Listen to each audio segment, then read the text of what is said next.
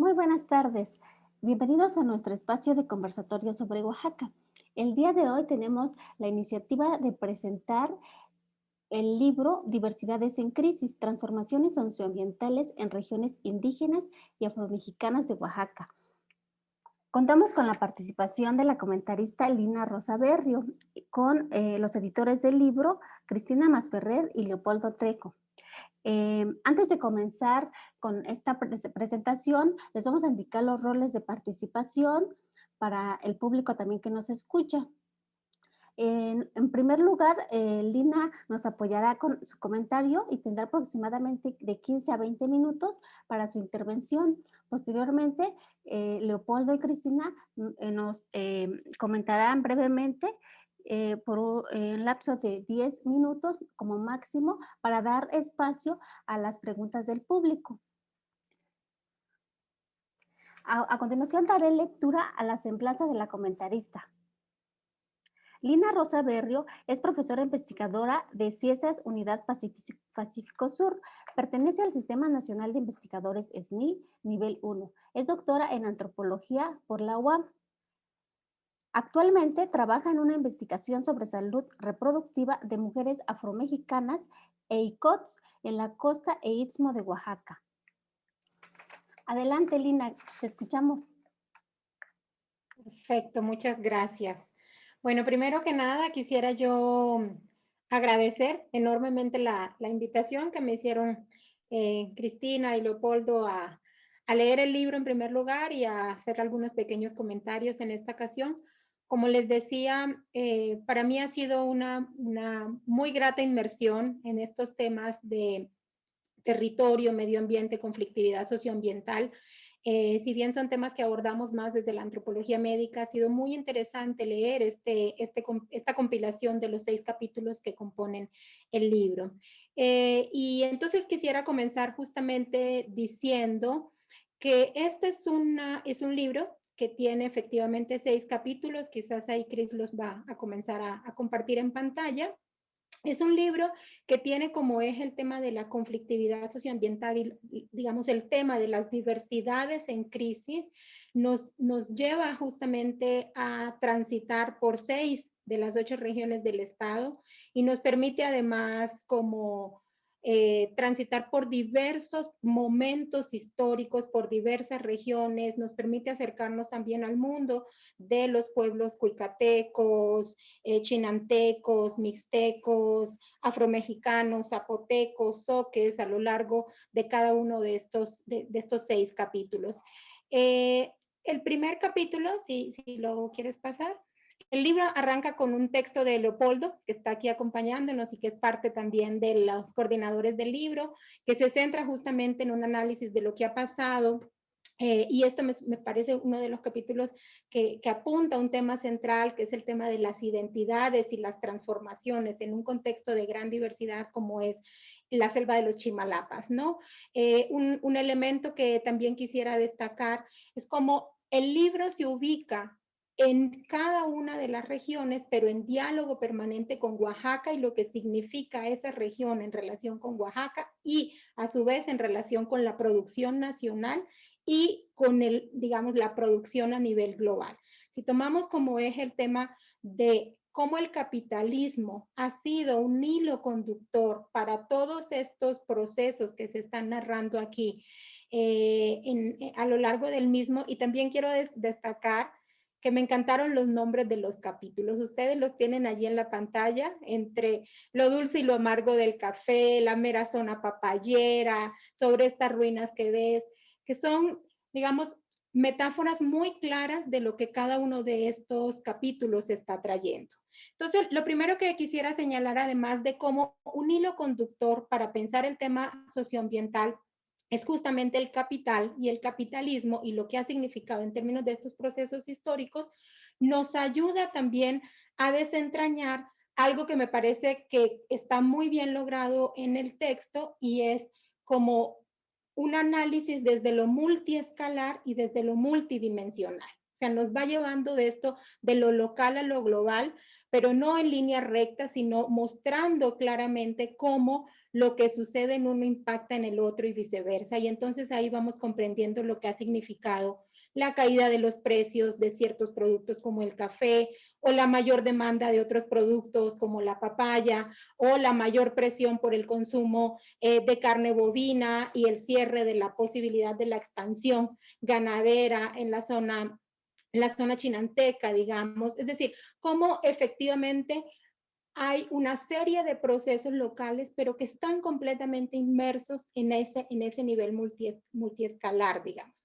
Y por el otro lado está el tema de la multidimensionalidad, que también se aborda allí, o sea, cómo se interrelaciona temas de territorio, de cultura, de procesos sociales, de religiosidad, de gubernamentalidad, ¿no? Cómo además se van mostrando, cómo se entrelazan, superponen, cuestionan, confrontan, a veces se alían, a veces se resienten diversos actores que aparecen allí. Nosotros vamos a encontrar, por supuesto, un papel central del Estado. Me parece que todos los capítulos lo abordan y nos van narrando cómo el Estado ha sido un actor fundamental, ¿no? En la construcción de una serie de políticas, eh, digamos, desarrollistas en un momento, proteccionistas en otro, neoliberales en otro, que van teniendo impactos muy concretos en la vida de las personas o a través de políticas territoriales, de políticas conservacionistas. Y en esto el capítulo de Montserrat que nos acompaña por aquí, que hace un análisis también del territorio cuicateco y de la conformación de la reserva de la biosfera Tehuacán-Cuicatlán en la idea de las áreas naturales protegidas, al igual que el capítulo de Nicolás Olivo sobre el tema de la Mixteca Alta y los procesos de reforestación en un territorio que ha sido producto de una explotación intensiva durante mucho tiempo, ¿no? Entonces, y cómo aquí se interrelacionan múltiples actores del orden estatal, actores del orden municipal, que en muchas ocasiones son aquellos que se piensan como interlocutores, dejándose de lado, por ejemplo, autoridades agrarias, ¿no? Comisariados ejidales, comisariados de bienes comunales, etcétera. Organizaciones no gubernamentales, organizaciones de la sociedad civil, y también me parece que se coloca de manera bien interesante todo el tema de las organizaciones ambientalistas a nivel global y de conservación del territorio y de la naturaleza y de la biodiversidad como un producto en sí mismo, ¿no? Y ahí quisiera entonces como destacar que el libro nos muestra dos vertientes de lo que ha significado la acumulación capitalista, ¿no? Una por desposesión, como Harvey nos lo ha mostrado, pero también creo que el trabajo de Montserrat nos muestra, y ella lo plantea también así, la acumulación por conservación. O sea, cómo la conservación es otra forma también de acumulación del capital, de valor, de darle valor a partir de una serie de elementos en los cuales la participación de los actores que están en terreno no necesariamente es tenida en cuenta, pero que se establecen en esta jerarquía de aquello que merece ser conservado y aquello que no entra en esa categoría, ¿no? Y como, por ejemplo, municipios de una franja completa, municipios cuicatecos, unos entran y otros no, aumentando estas tensiones también comunitarias. En el mismo sentido, el capítulo de Leopoldo, que hace también un análisis, todos hacen un análisis histórico, ese es un tercer elemento que quisiera destacar, porque combinan muy bien como la revisión histórica, algunos hacen análisis desde la colonia, incluso desde el siglo XIX, pero sobre todo a partir del siglo XX, la segunda mitad del siglo XX, hasta el presente es como la temporalidad que atraviesa todos los textos, y eso me parece un acierto enorme, porque nos permite adentrarnos en esta dimensión temporal, pero también comprender a partir de una mirada etnográfica qué está ocurriendo y cuáles son las relaciones más densas que se tejen en esos espacios, ¿no? Entonces, esta articulación de lo interdisciplinar, también la mayoría de los capítulos se asumen en una perspectiva de la ecología política y desde allí se está discutiendo, ¿no? O sea, no en abstracto, sino también de pensar justamente cómo además hay una idea que se coloca en la introducción que hacen Leopoldo y Cristina, y que me parece sumamente acertada, y es pensar estos procesos en el contexto de las condiciones de racismo estructural que van configurando, digamos, que van mostrando ellos en los ejemplos que han decidido tomar cómo opera el racismo ambiental, cómo estos procesos de racialización de ciertas poblaciones indígenas y afrodescendientes van implicando también decisiones sobre el territorio, sobre la vida, sobre los recursos, sobre las relaciones, y no solamente sobre las relaciones entre las personas, sino también en las relaciones entre lo humano y lo no humano, los seres no humanos. Esto me parece central de colocarlo aquí. En algunos capítulos se desarrolla con más énfasis, en otros con menos, pero se hace referencia también a esta dimensión de cómo las afectaciones incluyen seres, lugares sagrados, seres que son necesarios para la preservación de ciclos rituales, de procesos, etcétera, etcétera, que se ven sumamente afectados. Yo quería entonces como hacer una serie de comentarios que a mí me sugirió, que me parecieron como transversales a algunos de los capítulos, si uno los pudiera como organizar, yo diría los tres primeros capítulos, el de Cristina, perdón, el de Leopoldo sobre la zona Soque, el de Damián, que aborda justamente toda la región de la Sierra Sur y Costa, digamos, toda la franja de la Sierra Sur y Costa, discutiendo el tema de lo que ha significado la producción de café y cómo ha habido todas unas transformaciones derivadas justamente, por un lado, de lo que implicó pasar de una lógica de agrodiversidad a los cultivos de exportación y por lo tanto monocultivos intensivos, ¿no? Que es lo que vamos a encontrar también en el capítulo de Cristina, cuando hace el análisis de la papaya como el cultivo de agroexportación. Para mí fue muy interesante cuando lo leí el año pasado, las cifras de la producción de papaya y el lugar que ocupa México en la producción internacional como el principal exportador, aun cuando tenemos menos territorio que India, que es el principal productor, digamos, de papaya, y en ese contexto ver también cómo se mueve Oaxaca en la producción nacional. Y ligándolo un poco con el presente, que es algo sobre lo cual me gustaría conversar quizás al final, este presente de pandemia y de qué productos y de qué actividades económicas se consideraron estratégicas y nunca pararon. Y entre esas, obviamente, estos cultivos de agroexportación jamás pararon, porque no se puede parar la producción global, ¿no? Pero al mismo tiempo los precios bajaron. Poco haciendo el seguimiento en campo con las compañeras en la costa, efectivamente el precio de la papaya bajó, del ajonjolí bajó, del chile, del limón. Entonces lo que la gente invirtió en el cultivo ya no lo recuperó por la caída también de los precios, porque muchas cosas efectivamente no se pudieron comercializar, mover, etcétera. Y nos muestra de nuevo esta imbricación entre lo local y lo global, ¿no? Que no están para nada separados.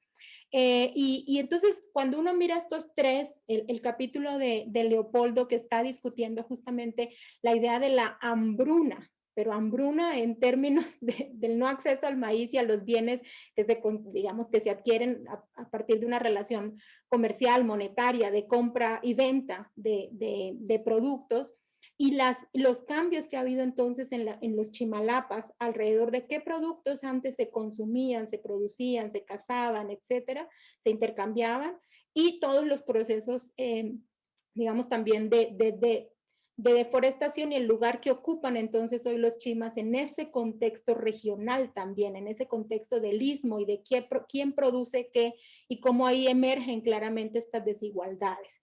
Y a mí me parece que esto, junto con el de Claudio Basabe, que también me gustó muchísimo porque hace un análisis bien interesante de lo que ha significado el tema de la producción ganadera y la expansión, o lo que él llama la ganaderización del ejido, ¿no? Que me parece un concepto fuerte y que da cuenta también de cómo efectivamente el proceso también de transformación y que está definido por estos cambios en las políticas de Estado, ¿no? Frente a qué se cultiva, qué no se cultiva, qué se vende, qué se compra, etcétera, y que también está asociado a fenómenos migratorios que describe muy bien en su capítulo, ¿no? Frente a la ausencia de, de espacio para trabajar, frente a la crisis económica, la migración se convierte en una opción que a su vez estimula también la producción ganadera, ¿no?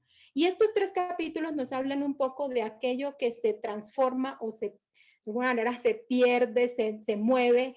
El capítulo de Cristina que nos está diciendo cómo se pasó una producción artesanal, casera, familiar de limón a una producción industrial, ¿no? O cómo la papaya dejó de ser una producción donde podían participar más personas a una altamente industrializada, estandarizada y donde solo participan jóvenes fuertes, ¿no? Digamos, capaz de hacerle frente al tema de la producción.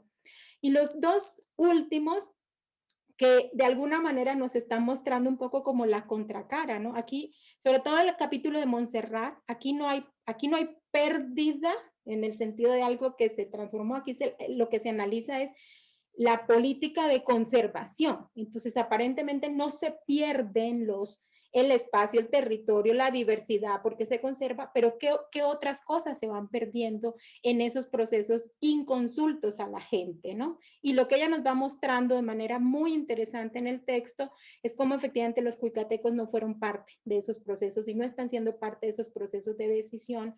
Y también cómo incluso el tema del pago por servicios ambientales ha transformado las propias relaciones alrededor del tequio, alrededor de la participación como una responsabilidad comunitaria. Quiero ir cerrando planteándoles a ustedes como dos temas que me movieron mucho y uno, por la naturaleza de lo que yo trabajo, es el tema de la salud. O sea, en varios de los capítulos se está abordando los impactos del uso de plaguicidas, de agrotóxicos. O sea, la producción intensiva implica efectivamente el uso de todos estos fertilizantes, productos químicos para mejorar la producción, pero al mismo tiempo que implican una degradación no solo de los suelos, de la riqueza de la tierra, etcétera, sino también de los cursos de agua, de los espacios sagrados, del acceso a los alimentos, una dependencia también de la propia gente respecto a qué lugares y una serie de prácticas muy concretas que llamaríamos nosotros de prevención, ¿no? Entonces la gente dice, eso no lo comamos, eso no lo comemos porque eso está contaminado. O de este lugar sí se bebe agua y de este no. O sea, una serie de saberes que se colocan en juego frente a estas transformaciones que al mismo tiempo me parece que nos plantea una paradoja que ya hemos identificado en otros lados. Con una colega uruguaya ella trabajó su tesis sobre lo que implicó el cultivo de soja y de soya en Uruguay y el uso de los agrotóxicos y planteaba con claridad una paradoja que a mí me parece que está aquí y es lo que te mata te da de comer. O sea, esta sensación de moverse un poco entre la necesidad del uso y al mismo tiempo la conciencia de las afectaciones que ello implica, ¿no? Entonces, eso me parece que es un tema que está muy claro en el capítulo de Cristina, pero que también emergió en la idea de lo que significan los invernaderos de jitomate en la Mixteca Alta. O sea, aparentemente se plantea como una estrategia de reforestación, de recuperar terrenos, pero está generando también este otro asunto de lo que significa la utilización del agua para un cultivo que requiere tanta agua como el jitomate o los cursos de agua que están siendo contaminados. Un segundo tema que yo quiero plantear para que lo conversemos, porque solo lo encontré claramente en el capítulo de Cristina y seguramente está en los otros, pero no parece explícito, y es el tema de las relaciones de género y el trabajo. O sea, la participación de hombres, mujeres, niños, niñas, personas adultas en la producción. ¿Cómo se ha modificado al pasar de la agrodiversidad a los monocultivos, ¿no? O a la ganadería intensiva o a estas estrategias de reforestación que implican también una transformación sustantiva en quién hace parte de qué.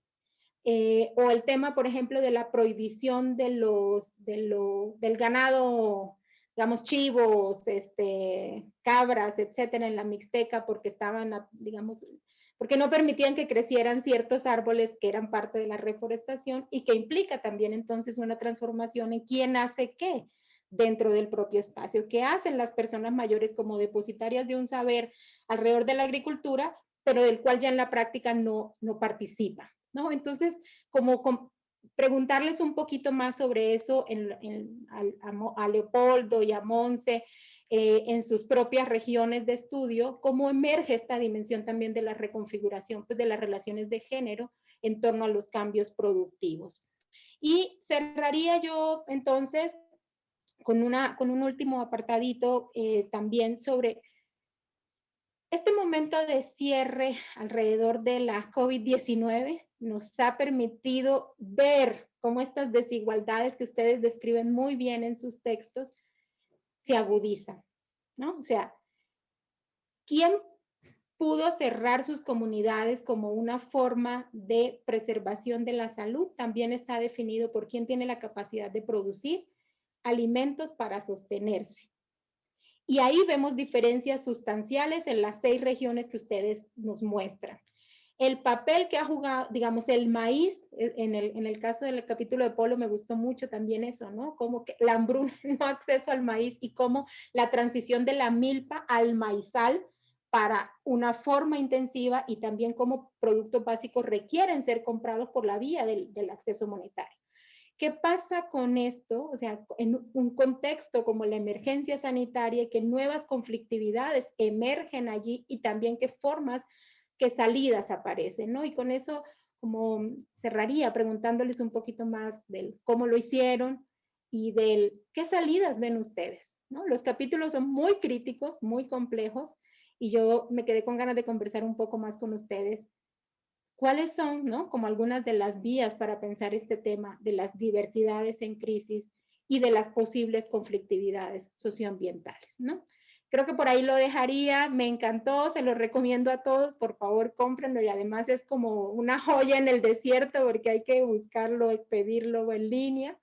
Entonces, agradecer la invitación, felicitarles mucho e invitar a quienes nos escuchan a leer el libro, ¿no? Porque nos permite movernos en muchos registros. Gracias. Muchas gracias, Lina, por comentarnos tan detalladamente el libro y por darnos este gusto por leerlo y también por abrirnos temas de discusión tan actuales como el género y ahorita lo del COVID. Entonces vamos a darle la palabra a los editores para que empiece esta conversación. Vamos a invitar a Leopoldo Trejo y a Cristina Masferrer. Leopoldo Trejo actualmente es profesor, investigador del Museo Nacional de Antropología del INA, y Cristina Masferrer es investigadora de la Dirección de Etnología y Antropología Social de Lina. Adelante, pueden abrir sus micrófonos. Sí, muchísimas gracias. Bueno, primero quiero agradecer mucho el espacio al Instituto Belte para hacer esta presentación, así como a Elvia y Laura pues por toda la organización. También a Lina Rosa Berrio, por supuesto, por la presentación. Muchísimas gracias, Lina, por esta magnífica presentación que además sí, bueno, cuando te invitamos justo sí pensábamos que le ibas a dar este giro hacia el asunto de la salud, que creo que es muy importante porque finalmente es uno de los impactos que tiene las transformaciones socioambientales. Entonces, bueno, pues muchísimas gracias. Quiero aprovechar también para, pues, explicar un poquito que este libro es resultado de los trabajos de investigación del equipo Oaxaca, un equipo que era parte del Programa Nacional de Etnografía de las Regiones Indígenas de México, alojado en la Coordinación Nacional de Antropología del Instituto Nacional de Antropología e Historia. Y bueno, no todos, pero sí la mayoría de los autores que escribimos para este libro formamos parte del equipo en distintos momentos, sobre todo entre 2014 y 2017, un equipo que fue coordinado por Leopoldo Trejo y bueno, de allí más o menos pues sale este libro es producto de ese programa. Y bueno, también quiero agradecer aparte al instituto que pues finalmente no solamente dio la oportunidad, digamos, de que estuviera este proyecto y de que se incorporara por segunda vez a la población afromexicana en este programa de investigación. Creo que es algo muy importante, si bien hay un programa específico para poblaciones afrodescendientes y hay investigadores, digamos, en el instituto que nos dedicamos al trabajo con esta población, ya sea de manera histórica o actual, pero en este programa en particular es la segunda vez que se incorpora la posibilidad, ¿no? Y la vez pasada pues fue en 1999 o algo así, entonces bueno, sí ya realmente había pasado muchísimo tiempo y creo que fue algo importante y justo por eso es que este libro incluye no solamente la perspectiva de poblaciones indígenas, sino también la de poblaciones afromexicanas. Bueno, también aprovecho para agradecer a José Luis Martínez por la fotografía de la portada, que está, bueno, aquí lo tengo de fondo, pero está en la portada del libro. Y sobre todo a todas las personas que nos reciben en campo, a todos los autores de este libro. Creo que este libro es justamente pues de todas aquellas personas que nos reciben en campo, que nos comparten todos sus conocimientos, sus inquietudes y pues bueno, todas sus perspectivas son finalmente parte fundamental de este libro. Voy a compartir muy brevemente unas fotografías justamente de la Costa Chica de Oaxaca para que vean ustedes un poquito, pues justamente el asunto de los papayales, un poco cómo aquí están parte del monocultivo, obviamente hay algunos otros árboles y justo, bueno, aquí está en cuanto a la fumigación, está justamente fumigando en los papayales pues nuevos. Son papayales, la verdad, muy extensos y pues sí, suelo muy seguido preguntar quiénes han desayunado papaya la última semana y siempre pues todo el mundo levanta la mano y realmente pocas son las personas que saben el trabajo de personas afromexicanas que está detrás, ¿no? Y no solamente afromexicanas, porque también obviamente hay personas incluso que van de localidades indígenas o de Chiapas, por ejemplo, que van a trabajar a los papayales. Entonces, bueno, también hay población indígena trabajando en estos papayales, pero pues sí, pocas veces se sabe y se conoce de los impactos que tiene en las comunidades afromexicanas. Esta fotografía justo es una de las pocas donde se muestra la participación de alguna manera de niñas, bueno, también a veces van niños, pero en general es un trabajo masculino, como lo decía Lina. Lo que no significa que las mujeres no participen, ¿no? Justo en el capítulo aborda un poco cuál es la participación de las mujeres y misma que a veces no es reconocida, pero que sin duda alguna sí es importante, pero bueno, sí ha habido una transformación en cuanto al trabajo a partir del cambio de la producción de limón a la producción de papaya. Y bueno, esta última fotografía donde de hecho, perdón, hay mangos y pues más bien aquí más bien se ve cómo se va insertando la papaya donde hay mango, ¿no? O donde había mango. Entonces, bueno, solamente un poquito de fotografías para cambiar un poquito descansar un poquito visualmente de nosotros y que podamos ver fotografías. Pero bueno, para imaginarnos un poquito el libro y el contenido del libro. Y pues bueno, decir solamente que el libro como estábamos en semáforo rojo aquí en la Ciudad de México, pues se interrumpió la venta prácticamente todo enero y parte de diciembre, pero ahora revisé y ya está de nuevo disponible en línea en el sitio difusión.ina.gov.mx. No, lo hubiera puesto ahí, pero bueno, ahora lo pongo en el chat del Facebook, porque es un poquito más largo, pero básicamente en la página de difusión.ina.gov.mx se puede pues conseguir el libro. También está disponible en Amazon con vendedores externos, pero bueno, también en Amazon se puede conseguir el libro. Y pues básicamente sí de lo que se trata es sobre todo pues de dar a conocer las problemáticas que se enfrentan en estas regiones y pues todo lo que está detrás, ¿no? En este caso, pues sí agradezco mucho los comentarios de Lina con respecto al tema de salud, porque efectivamente nos dan como otra perspectiva al respecto de esta problemática. Bueno, con respecto bueno, me encantó este comentario de lo que te mata te da de comer, porque bueno, es tremendo, terriblemente cierto, ¿no? Y bueno, me gustó justo porque refleja mucho de la realidad que se enfrenta y no solamente en estas regiones, ¿no? Sino en general es pues muchas veces lo que se vive. Y bueno, le dejaría la pregunta que plantea sobre el género y el trabajo a Leopoldo y a Monse, si es que se animan a entrarle a ese tema. Y digo, porque efectivamente, como mencionabas, pues en el capítulo sobre la papaya sí se ve un poco este cambio. y lo comentabas ahora tú un poco.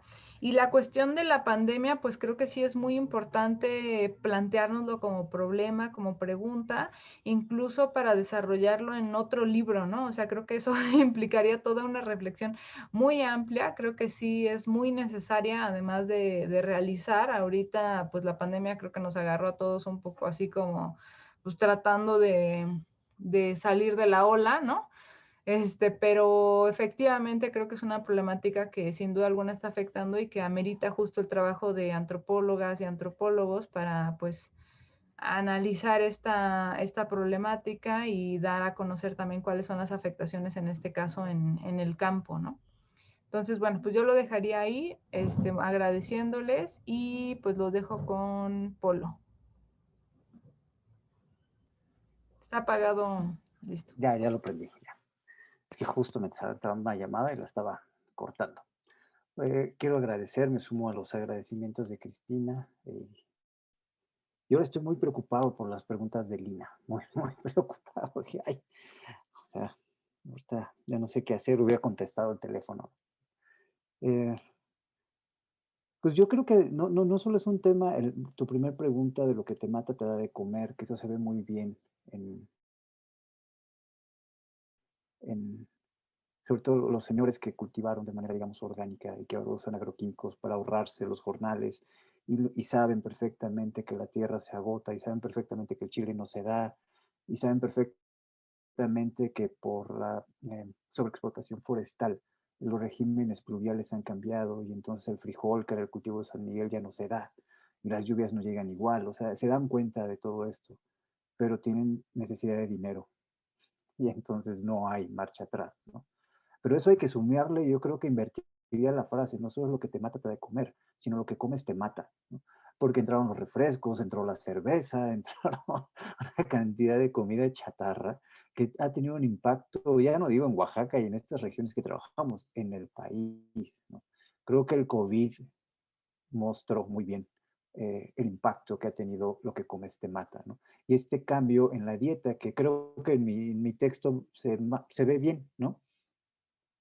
Como de una producción, eh, no de autoconsumo, pero una producción que les permitía mantener una salud pues equilibrada, por llamarlo de alguna manera, o con riesgos a otro tipo de enfermedades, ¿no?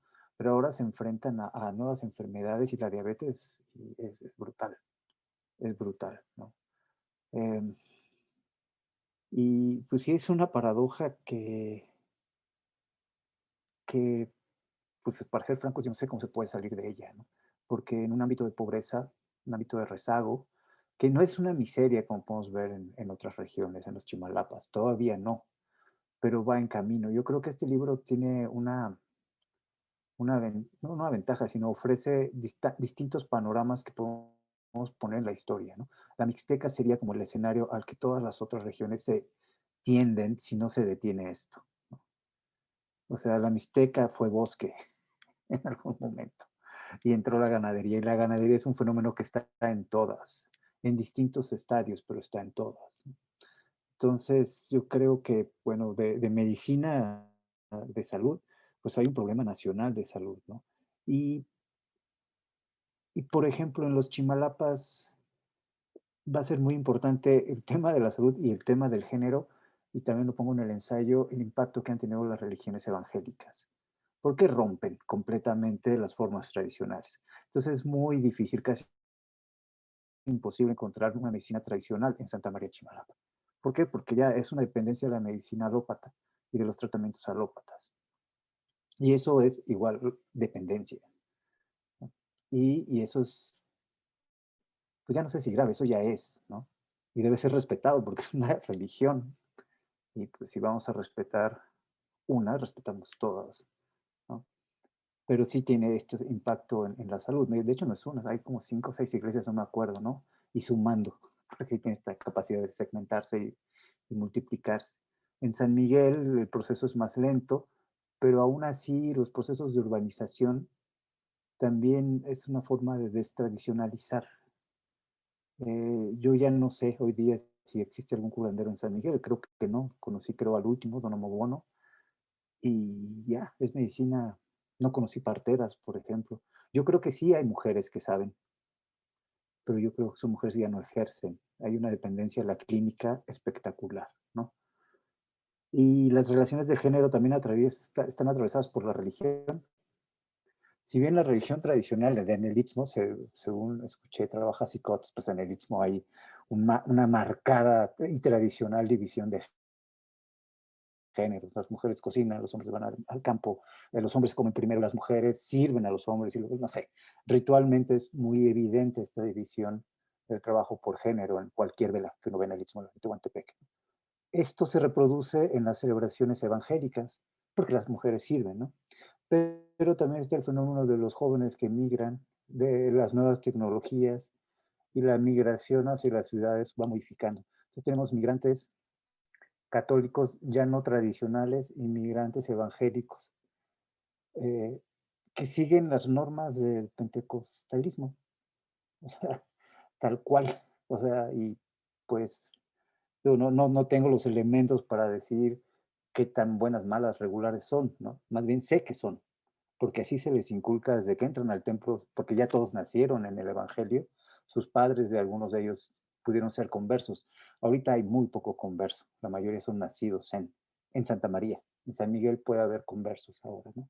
Pero sí creo que el género se debe leer principalmente por las maneras en que se lleva en las iglesias evangélicas. Y del COVID, pues pues ya no he ido porque llegó el COVID precisamente, ¿no?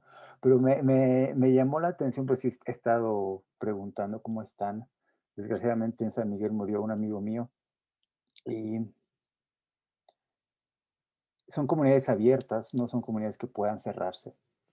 Dependen, completamente dependen de lo que llegue de Juchitán. O sea, como pongo en el texto, si los chayotes pasan por México, Puebla y regresan, o sea, es, el nivel de dependencia es espantoso, alimentaria nada más, más la dependencia de ropa, más la dependencia energética, más la dependencia, pero la dependencia es absoluta, ¿no? Pero además el impacto de los medios masivos de comunicación. Hubo una escena que a mí me dio mucha tristeza desde este amigo, porque obviamente, y qué bueno que la televisión informó los riesgos del COVID, del contagio, ¿no? Pero al mismo tiempo eso desestructuró las relaciones de solidaridad. Los entierros los tuvieron que hacer los propios familiares porque nadie más ayudó. Eran así como que no se acercaron. Y la tristeza cuando, ay, se me enchina el cuero, la tristeza cuando me narraron de que es que tuvimos que llevarlo nosotros, nadie nos ayudó, pueblos que no hay un velorio en el Istmo que no llegue la ayuda. O sea, la ayuda es fundamental en los entierros, independientemente de las religiones, ¿no? Eso trasciende las religiones. Con el COVID las rompió, las desestructuró totalmente. Ahí las listas de me debe, yo fui, te ayudé, yo di 5, o sea, porque todo lo escriben, ¿no? Con señales, y no eso que es ismeño este asunto, ¿no? Se rompió y los deudos pasaron su dolor solo y los muertos fueron enterrados por su familia, llenos de dolor y de miedo, ¿no? Una imágenes muy, muy tristes, ¿no? Que tienen que ver pues, con este mundo global, ¿no? El COVID se dice mucho que es parte de este desajuste ambiental y no hay desajuste ambiental que no tenga repercusión en todas las formas de relación social, ¿no? Esos serían mis comentarios a tus preguntas y si me hiciste sudar y hasta recordar partes tristes de mi relación con los otros, pero gracias por las preguntas, muy interesantes, Lina. No sé si Monse quiere decir algo sobre su texto. Sí, gracias. Por lo justo le iba a decir a Monse eso precisamente para que comente un poco, pues quizás como estas transformaciones socioambientales tienen también un impacto en términos de género, de edad y bueno, y en este caso de COVID. Adelante, Monse. Pues sí, muchísimas gracias a los organizadores y también a Lina por los comentarios. Siempre es muy grato recibir un poco de retroalimentación de lo que uno escribe y no siempre se presentan estos espacios, ¿no? Pues efectivamente yo lo que traté de hacer en el artículo es ir mostrando estas distintas lógicas de conservación, ¿no? ¿Qué es lo que se entiende por conservación y qué es lo que queremos conservar? Por un lado, la política nacional pues nos impone, ¿no? Ellos ya tienen perfectamente claro qué es lo que se quiere conservar, dónde se quiere conservar. Sin embargo, se miran a estos espacios como espacios en donde no existe una interacción humana, ¿no? Se omite la interrelación que por muchos años y por muchos siglos, en este caso, en el caso que yo estudio, los huicatecos han tenido con su territorio, ¿no? Y en esta lógica de sí la veo como una imposición, no se perciben las distintas dinámicas que ya existen en el territorio, ¿no? Las distintas desigualdades. Y eso me lleva a la pregunta que tú hiciste. Si bien yo no trabajo género y no lo abordo como tal, sí advierto que existe que esta imposición en estas dinámicas de poder, de acceso a los recursos naturales, impacta no solamente en las relaciones de género entre hombres y mujeres, sino al interior de los territorios, ¿no? Es decir, los productores y los campesinos y los ejidatarios de la cabecera municipal no tienen el mismo acceso a los recursos naturales que lo tienen así otros productores, otros ejidatarios de comunidades, de otras comunidades que no son la cabecera, ¿no? Y eso pasa al interior de cada localidad. Recuerdo ahora que preguntabas este título que recuperé en algún momento en alguna entrevista sobre las ejidatarias de papel, ¿no? Porque si bien son mujeres que tienen derechos y tienen obligaciones y que tienen acceso a los recursos, por lo general, la mayoría de las veces siempre son las que son hasta el último, ¿no? No se les reconoce y lo digo nada más con todo el cuidado que el tema merece, porque no lo he estudiado a profundidad, ¿no? Tengo estos testimonios, pero no me he abordado, entonces nada más tenerlo como contexto, ¿no? Que sí existe esta categoría de ejidatarias de papel, en donde ellas advierten que sí existe una disminución de su poder de voto en las asambleas, aunque, repito, no lo he estudiado a profundidad. Y bueno, me gustó mucho también este tema de lo que te mata, te da de comer, porque creo que también el artículo que está en el libro, el título de este artículo, Entre la necesidad y la costumbre, responde justamente a esto, ¿no? Frente a esta política de conservación que otorga un presupuesto anual a las comunidades para trabajo, para tequio, ¿no? Y por supuesto que los hombres y toda la comunidad dice, pero por supuesto que lo queremos, que lo llamen como lo quieran llamar, porque nos significa un recurso. Sin embargo, ese recurso, pues dinamita los pilares de la organización comunitaria como es el tequio, ¿no? Los testimonios están ahí donde los jóvenes van diciendo, bueno, sí participo, pero ¿cuánto me vas a pagar? Ya no es la obligación, ya no es la responsabilidad de los ejidatarios para la comunidad, sino es, bueno, necesito comer, ¿no? Y ese dinero me sirve para algo. Si no me das, yo necesito buscar en otros lados este dinero que no me estás dando tú, porque yo le estoy invirtiendo tiempo a la comunidad. Entonces, sí, hay que reflexionarlo más, cuál es el impacto de estos recursos a los pilares organizativos, ¿no? Y bueno, también yo no he regresado, estoy a punto de regresar a la región, quisiera, porque uno de los temas que ahora me interesa y que estoy trabajando es sobre la alimentación en estas comunidades, ¿no? Cómo, además de esta área natural protegida que limita los accesos que también son importantes para la alimentación, en la pandemia, ¿qué sucedió? Entonces estoy esperando que todo esto suceda, que por favor esta pandemia termine ya y regresar a campo, ¿no? Que yo espero hacer un campo largo, porque me interesa el tema, ¿no? Entonces, esos serían mis comentarios, agradecerles, esperando que existan otros espacios para dialogar más sobre los temas, ¿no? Gracias.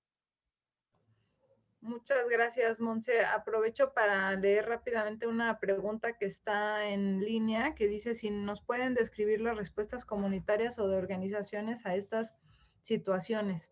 Gracias a Marta Res, que hace esta pregunta. Bueno, creo que es algo muy importante. En el artículo sobre la papaya, justo al principio hago algunas reflexiones sobre algunas organizaciones que tienen distintos proyectos en términos precisamente pues ecologistas o de medio ambiente, y tienen varios proyectos, ¿no? Aquí por el espacio no podría describirlos, pero bueno, en el capítulo justo abordo algunos de los proyectos que hacen, sobre todo la organización Época y la organización Costa Yutucuy, que son, pues sí, varios proyectos importantes. Y en el caso ya particular de la respuesta a la papaya, bueno, pues una de las respuestas o de las estrategias fue mandar los papayales a regiones lo más alejadas posibles de lugares estratégicos, como por ejemplo las escuelas, ¿no? Donde puedan estar niñas y niños, o de las zonas urbanas, digamos, donde, pues para que no le llegara el pesticida como antes se ocurría, a la casa de alguna persona, ¿no? Entonces, alejarlo un poquito, esa fue una de las estrategias, de tal manera que, pues bueno, toda la comunidad está rodeada de papayales, pero bueno, hay un poquito más de distancia, sobre todo de una de las localidades más importantes, ¿no? Pero no así en otras localidades más pequeñas que sí están pues al lado de los papayales.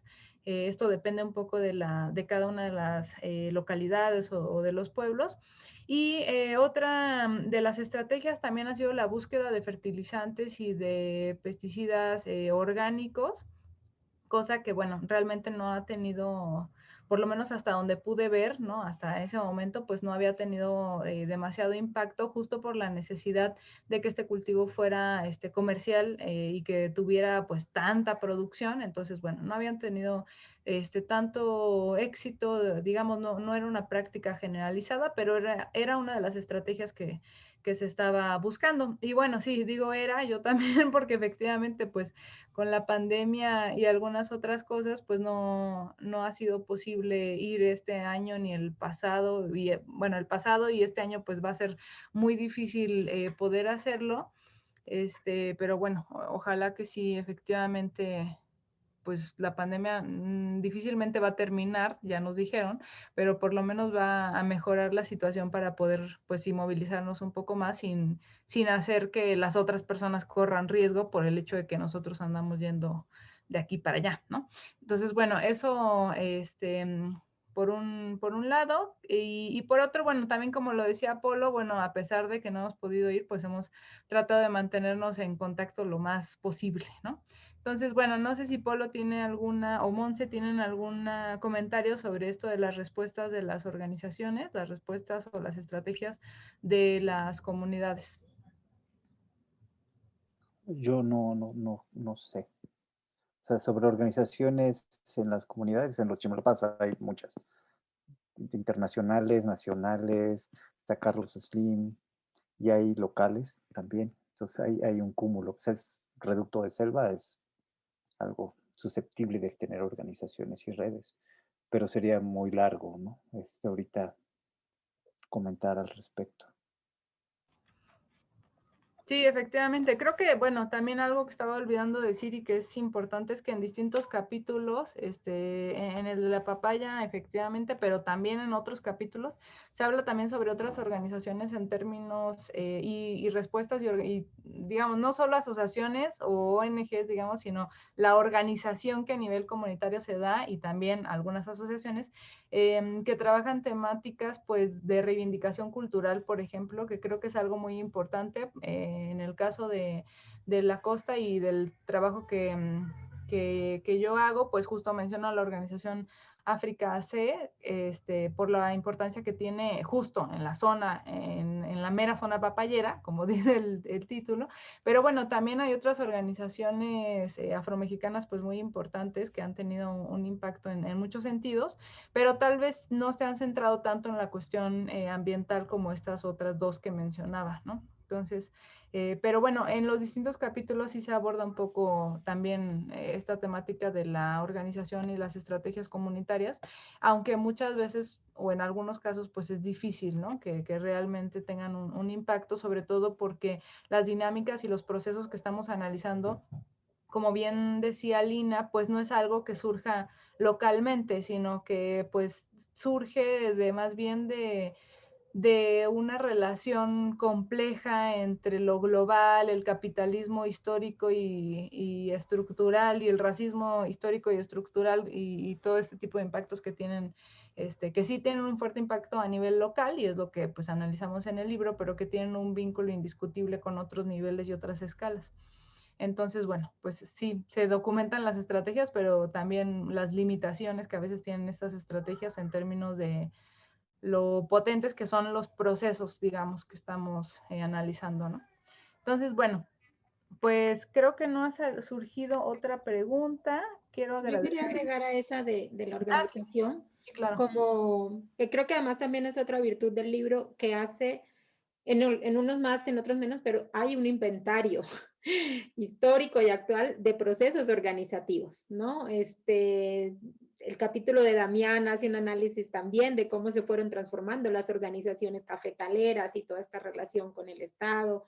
El capítulo de Leopoldo lo coloca también en esta dimensión de la articulación, bueno, el de la ganadería, y también va planteando, me parece, como la diversidad y la diversidad de escalas de esas respuestas también, ¿no? O sea, hay algunas más de tipo de autoridades comunitarias, de decir, ok, reordenamos aquí, este lindero, esto se puede, esto no, y otras que tienen que ver más con procesos de negociación o de articulación también en otras escalas, ¿no?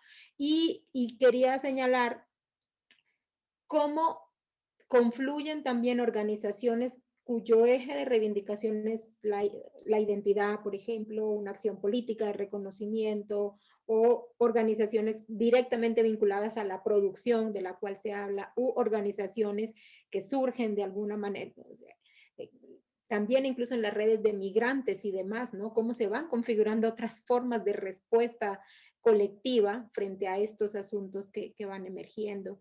Y quería nada más cerrar con un comentario que olvidé hacer y que me parece que es un gran aporte del libro, y es efectivamente pues, incorporar un capítulo sobre la población afromexicana, ¿no? Y poner en diálogo estos procesos, ¿no? Entre lo indígena y lo afro, y tejer estos puentes también de diálogo.